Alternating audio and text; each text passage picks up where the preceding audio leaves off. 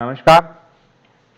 Financial बकवास में आपका स्वागत है। तो इस वीडियो में हम बात करेंगे कि वित्तीय उत्पादों यानी कि लोन के साथ जबरदस्ती अन्य वित्तीय उत्पादों को बेचा जाना, force selling combined with other financial products, जैसे कि लोन लिया तो ये इंश्योरेंस ले लो, ये क्रेडिट कार्ड ले लो, इत्यादि इत्यादि। तो ऋण या गृह ऋण के साथ क्या कभी आपको किसी ने यूलिप खरीदने पर मजबूर किया है? आजकल भारत के फाइनेंशियल मार्केट यानी वित्तीय बाजार में यह अनैतिक बिक्री जोरों पर है।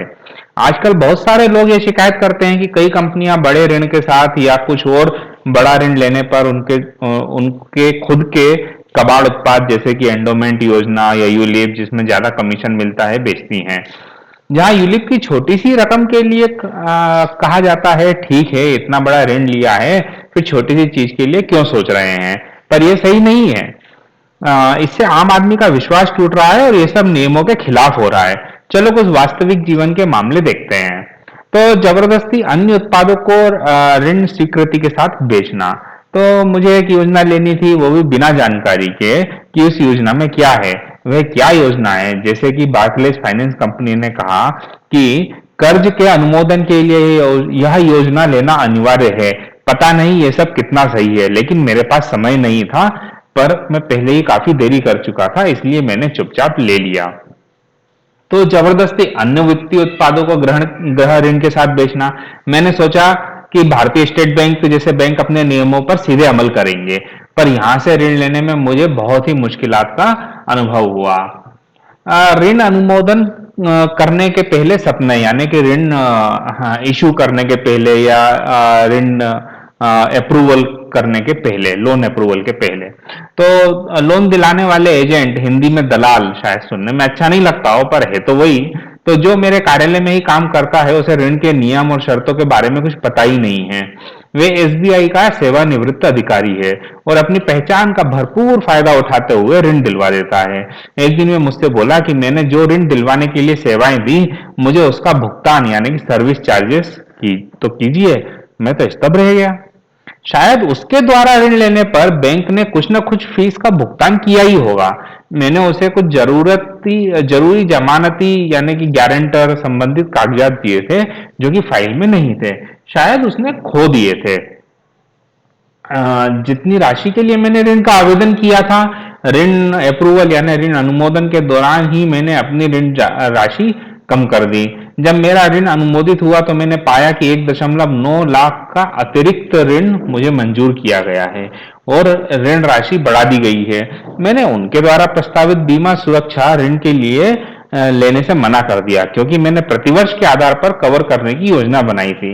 मैंने इसके लिए प्रबंधक से चर्चा की और वे इसे हटाने के लिए राजी भी हो गए। तो जरूरी बात यह है कि जब आप ऋण के कागज पर हस्ताक्षर कर रहे हो तो जमानती को हमेशा वहां होना चाहिए। मैंने अपने जमानती को सुबह के समय में अपने साथ लेकर यह कार्य सफलतापूर्वक कर लिया था। जबरन भारतीय स्टेट बैंक का ऋण के साथ बीमा बेचना। तो मैंने देखा कि बीमा सुरक्षा को हटाया नहीं गया है।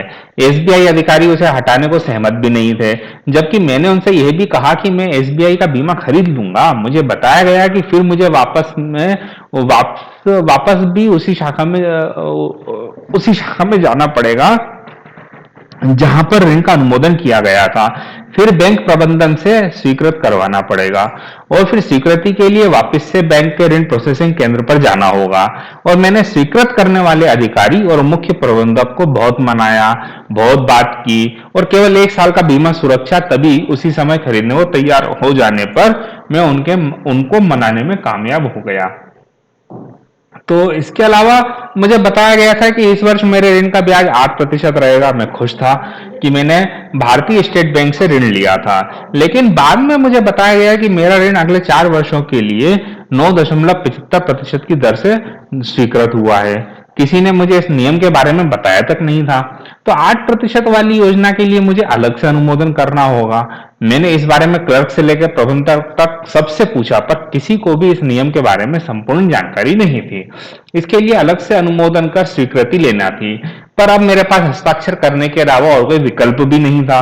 इन विषम परिस्थितियों में मैंने सोचा कि ब्याज दर कुछ ज्यादा है, पर फिर भी मैं अगले 4 वर्षों के लिए 9.75% ब्याज दर पर तो फंस ही चुका था। खैर बैंक अधिकारियों के कार्य करने की गति और अपने पेशे के प्रति जानकारी से संतुष्टि तो थी ही, पर फिर भी मुझे महसूस हो रहा था कि ऋण के नियम और शर्तों में पारदर्शिता लानी चाहिए। तो इससे क्या शिक्षा मिलती है इस घटनाक्रम से कि ऋण के कागजातों पर हस्ताक्षर करने के पहले सभी नियमों और शर्तों को ध्यान से पढ़ लो, और अगर किसी भी नियम या शर्त को आप समझ नहीं पा रहे हैं तो वहीं अधिकारी से इस बारे में पूछ लें, और अगर जब तक जवाब नहीं मिलता तब तक संतुष्ट भी नहीं होना चाहिए। निजी और सरकारी बैंक के सभी अपने अपने नियम और शर्तें होती हैं, और वहां उनको बताने वाला कोई नहीं होता है।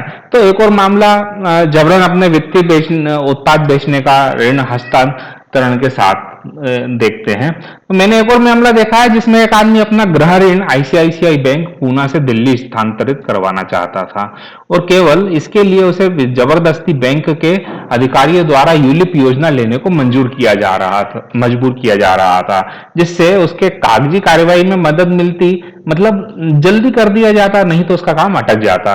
आखिरकार उसने दिल्ली ब्रांच में आग्रह किया कि जो काम आसानी से हो गया। तो इस मामले में बैंक अधिकारी ऋणी पर उन अनुपयुक्त वित्तीय उत्पाद लेने के लिए दबाव डाल रहे थे। तब इसका निष्कर्ष क्या है?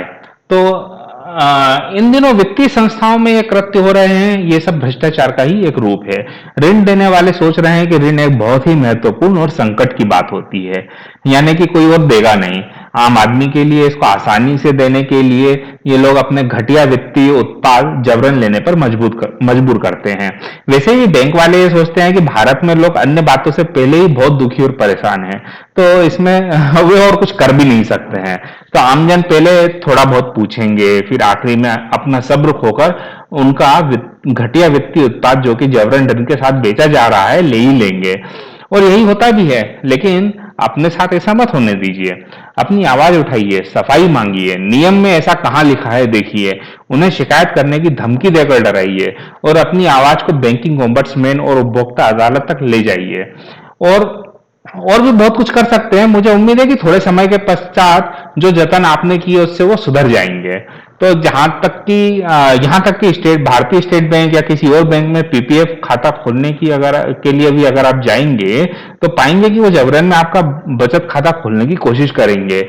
यह भी एक वित्तीय उत्पाद जबरदस्ती बेचने की श्रेणी में आता है। तो ऐसे ही उदाहरण जो आप जानते हैं आपके साथ हुए हों या किसी के साथ और हुए हों, और इन मामलों को कैसे हल किया जा सकता है, तो आइए एकजुट होइए, आप अपने विचार यहाँ पर साझा कीजिए, टिप्पणी कीजिए। हम ये सब बदल सकते हैं, कोई और बदलने नहीं आएगा इन सब के लिए। तो इस तरह की फाइनेंशियल बकवास हम यहाँ पर करते हैं, जिसमें छोटी छोटी वित्तीय जानकारियां हम देते हैं जिससे आपको लाभ हो। तो उसके हमारे फाइनेंशियल बकवास चैनल को सब्सक्राइब करने के लिए नीचे सब्सक्राइब बटन दिया गया है। आप सब्सक्राइब बटन से नोटिफिकेशन में पा सकते हैं जब भी हम नया वीडियो अपलोड करेंगे, और ईमेल भी आपको आ जाएगा। अगर आपको ये अच्छा लगता है तो आप अपने दोस्तों को इसके बारे में बताइए, उनको भी जानकारी मिलेगी। आप हमारी वेबसाइट वित्तगुरु.com पर भी विजिट कर सकते हैं। धन्यवाद।